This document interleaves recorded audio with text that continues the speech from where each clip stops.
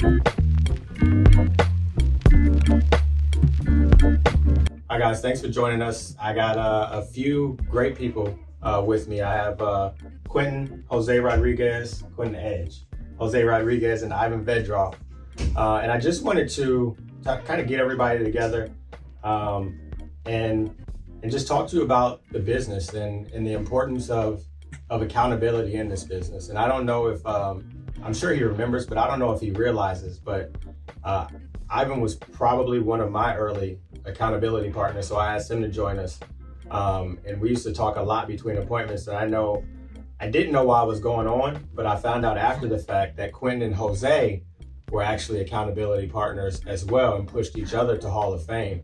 So I wanted to just talk to you kind of about that dynamic. So how it started, and then what that actually meant to both of you. So Quinton first, like how did you guys link up and establish that relationship? Right. It's like love at first sight, you know. It's funny because we were working out of the same office right here. Obviously, we're in Brandon, Florida, so we dial on leads, you know, kind of in the same room in the same area. So and go to your local office, go somewhere where you can dial, get in the environment, right? But we met in our office, and I just realized that he had some skills on the phone that I didn't have, and he realized I had a few that he didn't have as well, and we just kind of started conversating with each other, figuring out, hey, how was your? It was kind of you become more excited to figure out how that person equated to you as time goes on, and you feel like, okay, so this person is pretty good. You're like, oh, do I suck at this thing? And you're like, oh no, I'm pretty good at it then. If this person's pretty good and I'm keeping up with them. So, it kind of gives you a tape measure, so to speak, is, calibrate where you are in the business. And, it was just, it was nice. It was nice meeting you, Jose. It was great. Jose, did you realize that's what was happening? I didn't when it started, but like we didn't really realize. I just wanted to. I heard him on the phone and I was like, man, he's straightforward. Yeah. And I loved it because I was new and I was like beating around the bush on the phone and it wasn't really helping. So I took a lot of notes from that. So I didn't realize it was really happening. And I've always heard it in, get yourself a run buddy or somebody that can hold you accountable and you can hold them accountable. But I didn't realize that's what was going on until it's probably like, I don't know, 2 months into me and him like knowing each other, that we were always talking on the phone and in between appointments and sharing the scenarios. It wasn't like bro talk, like, hey, what are you doing this weekend? It was literally about business. And there was admiration there. I really liked the way he ran his business, and there was a lot of things that he did that helped me do better. And I'm sure it was vice versa in that scenario. So It wasn't something that I realized. It was probably a month or two after that I was like, I got a run buddy. Right. I look forward to that, right? If I do feel funny, like if I go a whole week in the field and I haven't spoken to him on the phone. Yeah. Right. It feels a little weird. Yeah. Oh yeah, that's awesome, guys. But what you mentioned earlier, Wayne, that we were running buddies as well. Well, I think the only reason we were is because I've met with you in person. We went to corporate office, We recorded the TNL, and I saw you driving through Connecticut in this narrow roads, always in your phone, trying to, text people, grow the business. And I'm like, dang, I better talk to Wayne so that he doesn't crash his car. You know what I mean? So as often as possible. So, but jokes aside, I mean, this is valid. And by the way, what we try to do also probably a couple years back is we try to implement the system where absolutely every new agent will be assigned a running mate, right? So where they will start and they'll already have somebody running with them. That idea failed miserably because it didn't work out. Yeah. Because sometimes it's both fell out, sometimes the one fell out, and then while we can reassign them, it was just a little bit too much work. But what you guys implemented here naturally is really good. Maybe it's a good idea to implement, with agents that show some results that are plugging in and having activity. And I think meetings like this and traveling, running overview meetings and attending them yourself probably is going to help you. Does that make sense? And just get people together, whatever we've done earlier today, creating content, social media, creating everyone's profiles, making it better. So Wayne, just want to say thank you for putting it together. But yeah, having a running mate is invaluable. I mean, I didn't really have one until Wayne, and it's been a blast because I've learned a lot from you, man. No, I appreciate it. And I think for me, going back to what Jose said, is they talked in between appointments a lot. And I think for me, and I know Ivan was new to the business at the time, and like he said, I was doing way too much. Not really productive. I was just busy at the time. And for me, it was kind of the cheat code. So, and I'm sure like that's kind of what you got from it too, Jose, is now I'm running, not only am I running my 30 appointments a week, but I also have the benefit of all of Ivan's appointments and all of his experiences and being able to process it almost in slow motion, because there was no longer that feeling, we've all had it, where you leave the house where it's, man, I should have said that. Now I'm getting those experiences before they happen. So when I hear it, it's not the first time. So that's honestly for me, when people is like, man, you're always available, you always answer the phone, it's because I'm cheating. And they don't really realize that I'm cheating.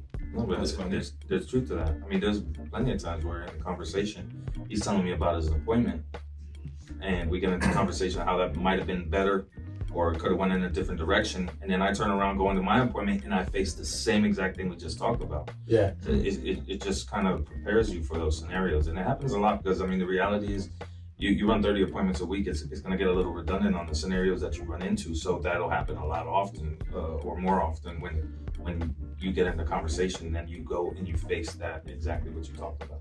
Yeah. Yeah. It completely prevents the whole hindsight is 20/20 thing. 100%. Right? You're like, oh, I've seen, I've already been there. So step forward, if I'm going to do that's that action that yields me a better result. So man, it's powerful. It's really powerful. 100%. And now you're doing the same thing kind of on the building side. I know it started as just appointments and helping people on that side. How's that kind of translated to building an agency and just honestly just helping more people? Well, I've kind of, we've kind of had two different ways. I think that we've had me, Jose, kind of building our agencies initially and just kind of partnering up with the people you partner with. You run through and meet a lot of different personalities. In some cases, you could have prepared a person better. In some cases, you could have coached better. In some cases, that person could have been in a better position to take advantage of the opportunity. So whatever of the combination of the outcomes come, we just kind of analyze how each other is coming up building. I have more of a natural market that I built, and Jose has managed to build a little bit more cold. So I'm able just to grasp a little bit of his aspect with building and communicating with someone from the cold market, right? I'm not going to communicate with them like I would with my guys. So, Right.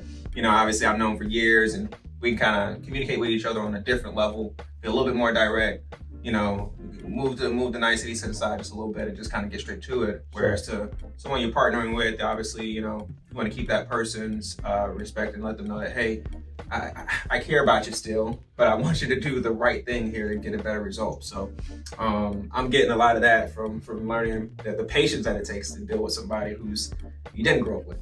That's funny you say that, because Jose would tell you that he's not patient. I thought he was pointing out. No, it's just, he's more patient than me. But see, okay, on the flip side, he's more interactive with the people that he brings on board. Yeah. And I learned that because I was just like, all right, here's the book, read it, let's go.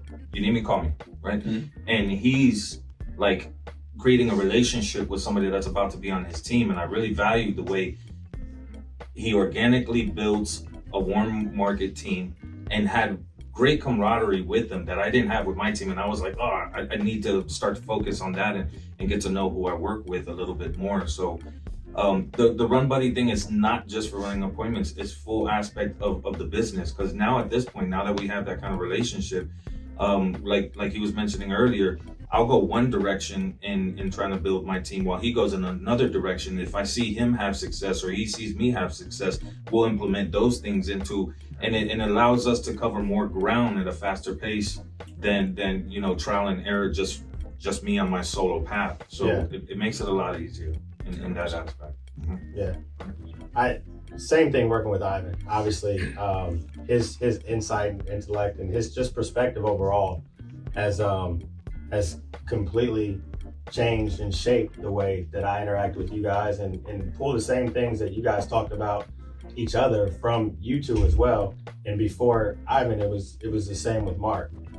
So it's really just accountability across the board, and just being open to having other people's influence in your life, because that's really what this is. It's just life. Yeah. But the funny part is, whoever you talk to, they talk to somebody else. They pick up from there. So if I talk to Wayne, I know I'm gonna pick up what John Wetmore's talking about. Yeah. I know I'm gonna pick up what Zach's talking about. You know, I'm gonna pick up a lot of stuff, because Wayne ain't inventing anything. He's just stealing and cheating, as he said. So but he's doing it the right way, because that's exactly how I do. That's what I've learned.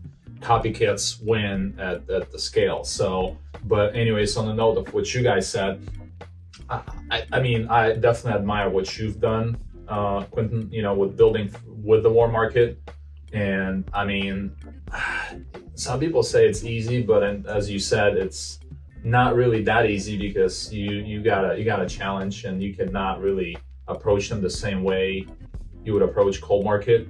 Right. But you know, I think you're doing it right. So you're picking each other's brain, you're taking from each other constantly, as to he teaches you how to be more relational, right? Because at the end of the day, that's how I'm personally solving the lack of war market recruiting. Right. I'm doing my best to turn the cold market into the war market, and that's the recipe, guys. If you're telling yourself, hey, I would love to meet with the war market, so I mean, oh, Quinton got it all figured out, and well, yeah, it's easy for him. He's got the war market, right? I ain't got none. So I've lived here for a year, and I've moved here from whatever, right? I don't know anybody here. I don't know anybody. I was antisocial before. Doesn't matter, right? So, I mean, I don't really have a ton of war market. I still managed to recruit some, right? And then their war market, and then turn the main key. And that's what I've learned from Mark. I don't know where he learned that from, but again, so that's how this business operates. We all learn from each other. Communication is of the essence. But you know, that's basically what we do. We turn that cold into warm, and that's your recipe right there. Perfect. 100%. I couldn't have said it better myself, because I wouldn't have said any of that. But I appreciate having you around. So any closing thoughts, guys? No, I mean, I guess the main thing is, like, you know, to kind of grasp from having a running buddy, the importance of it is, like, you want to make sure that you're leading from the front, to where you have other people who are in that circle who you're running with, or people who are in that same tier of quality of people. I think it's more like, I've seen mannerisms and from Jose, and I've seen, you know, actions from him that he's taken on both sides, and I've like, that's somebody who I want to be on the same level with. Yeah. So you know, it's safe to say, I don't know if I'd be the producer I am, you know, agency partner I am today with my guys that we work with.